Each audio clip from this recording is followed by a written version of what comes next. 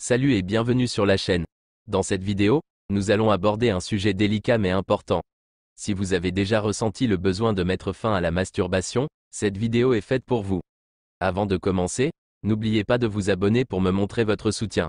C'est gratuit et cela m'aide énormément. Merci aux bonnes personnes qui se sont abonnées, que Dieu veille sur vous. C'est parti. Il était une fois, dans un village reculé, vivait un homme du nom de Kim. Il était connu pour ses talents artistiques et sa créativité, mais il avait un secret qui le tourmentait. Chaque fois qu'une petite envie sexuelle le prenait, il se laissait emporter et se masturbait sans pouvoir contrôler ses impulsions. Malheureusement, cela avait un impact sur sa confiance en lui et sa relation avec les autres. Un jour, alors que Kim était caché dans un coin isolé du village, s'adonnant à ses habitudes secrètes, un vieux sage aux yeux perçants et à la barbe blanche le surprit.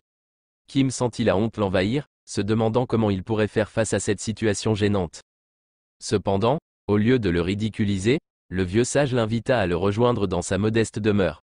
Kim, étonné par cette tournure d'événements, accepta à contre-cœur. Une fois à l'intérieur, le vieux sage prit place et fixa Kim d'un regard bienveillant. « Kim, dit le vieux sage d'une voix douce, je comprends que les désirs humains sont puissants et parfois difficiles à contrôler. Cependant, laisse-moi te parler des dangers liés à une indulgence excessive dans ses désirs. » Le vieux sage commença à expliquer que l'excès de masturbation pouvait épuiser l'énergie vitale d'une personne, laissant le corps et l'esprit affaiblis. Il avertit Kim que cela pourrait affecter sa concentration, son estime de soi et même sa créativité. Kim écoutait attentivement, absorbant chaque mot avec curiosité. Après avoir partagé ses enseignements, le vieux sage se tourna vers Kim et lui donna 5 conseils importants pour surmonter cette habitude. 1. L'auto-observation. Le vieux sage encouragea Kim à prendre conscience de ses actions et de ses émotions, afin de mieux comprendre ce qui le poussait à se laisser l'auto-observation impulsion. 2. La maîtrise de soi. Il lui conseilla de développer la maîtrise de soi en pratiquant la méditation et la respiration profonde. Cela l'aiderait à résister aux pulsions impulsives. 3. La distraction positive. Le vieux sage recommanda à Kim de remplacer les moments de tentation par des activités créatives, sportives ou éducatives, pour détourner son esprit de la masturbation. 4. Le soutien social. Il lui suggéra de confier son défi à un ami de confiance ou à un mentor, afin d'obtenir un soutien et des encouragements dans son parcours. 5. La patience et la bienveillance envers soi-même.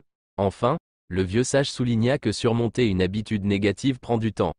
Il exhorta Kim à être patient avec lui-même et à ne pas se décourager en cas de rechute. Ainsi, Kim quitta la demeure du vieux sage avec un nouvel élan.